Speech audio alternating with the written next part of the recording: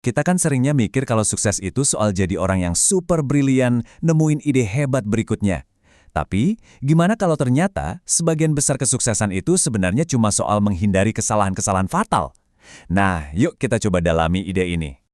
Warren Buffett, salah satu investor paling jago sepanjang masa, paham banget soal ini. Jadi, di sini kita bakal coba belajar dari kesalahan-kesalahan besar orang lain supaya kita bisa bikin keputusan yang lebih cerdas ke depannya. Ini nih, ide utamanya ini tuh kayak membalikan cara kita berpikir selama ini. Jadi, daripada sibuk ngejar-ngejar kesuksesan, fokus kita seharusnya adalah gimana caranya ngenalin dan nghindarin jebakan-jebakan bodoh yang bisa ngancurin semuanya. Nah, ini konsep kuncinya. Kita bukan ngomongin keputusan sepele sehari-hari ya, tapi keputusan tektonik. Ini tuh momen-momen langka dengan risiko super tinggi, di mana menghindari kebodohan jadi penting banget. Dari 7 kebodohan yang ada, kita akan fokus ke 2 yang paling umum dan jujur aja paling bahaya. Yuk kita lihat beberapa contoh nyata di mana semuanya jadi berantakan. Oke, kebodohan pertama dan mungkin salah satu yang paling berbahaya. FOMO alias rasa takut ketinggalan. Ini tuh tekanan sosial dan profesional yang kuat banget buat ikutan tren yang lagi ngehits, dan ini bisa bikin orang paling pintar sekalipun ngelakuin hal-hal yang nggak masuk akal.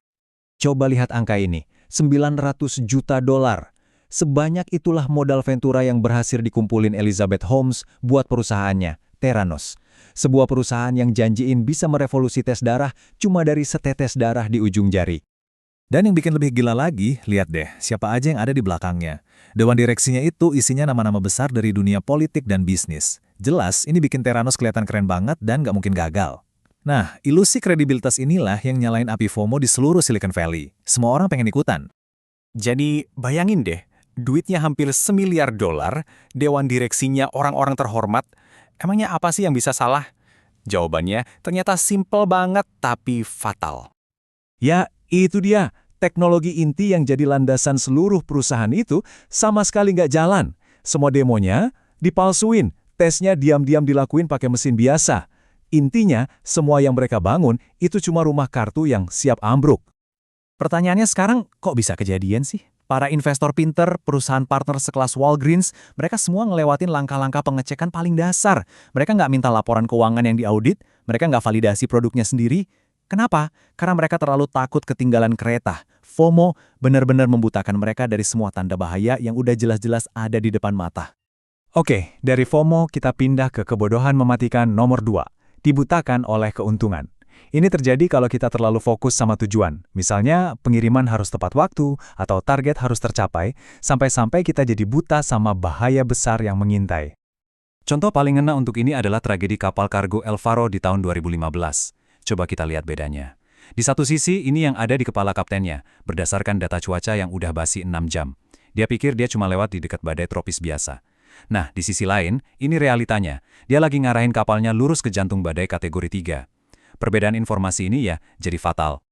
Yang aneh, bahkan pas situasinya udah genting banget, nada si kapten di laporan awalnya ini kedengeran tenang banget. Kesannya kayak nyepelin masalah. Dia masih terlalu fokus sama tujuannya, nggak sadar kalau bencana besar lagi terjadi. Dia dibutakan oleh targetnya buat sampai di Puerto Rico tepat waktu. Dan ya, beginilah hasil tragisnya kalau kita dibutakan oleh target.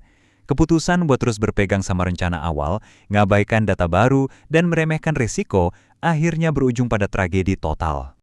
Di momen-momen terakhirnya, di tengah kekacauan, kata-kata inilah yang terekam dari sang kapten. Ini jadi pengingat yang menyedihkan, bahwa di balik keputusan-keputusan besar ini, ada nyawa manusia, dan taruhannya bisa sangat mahal. Cerita Theranos dan El Faro tadi benar-benar jadi pelajaran kan? Mereka nunjukin betapa gampangnya orang-orang pintar sekalipun bisa gagal total. Nah, sekarang pertanyaannya, gimana caranya biar kita nggak kejebak hal yang sama? Yuk kita bedah tips-tips praktisnya, semacam perangkat mental yang bisa kita pakai buat ngehindarin jebakan-jebakan ini. Buat ngelawan FOMO, kita perlu pasang radar internal. Pertama, akui aja perasaannya. Merasa takut ketinggalan itu wajar kok, itu naluri sosial. Kedua, pakai perasaan itu buat jadi pemicu untuk bertanya.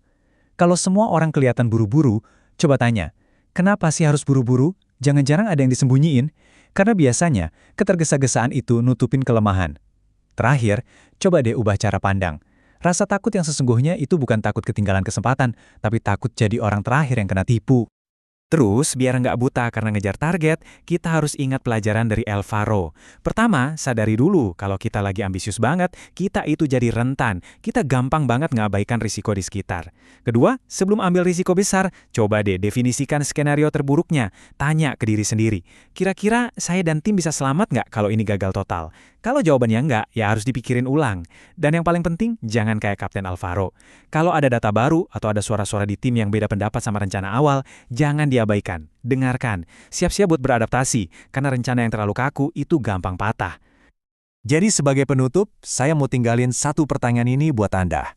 Lain kali Anda mau ngambil keputusan besar yang bisa mengubah hidup, sebuah keputusan tektonik, coba berhenti sebentar. Jangan cuma mikirin gimana caranya biar menang, tapi coba pikirin juga, gimana caranya ini bisa gagal. Karena seringnya menghindari kebodohan itu justru tindakan paling cerdas yang bisa kita lakukan.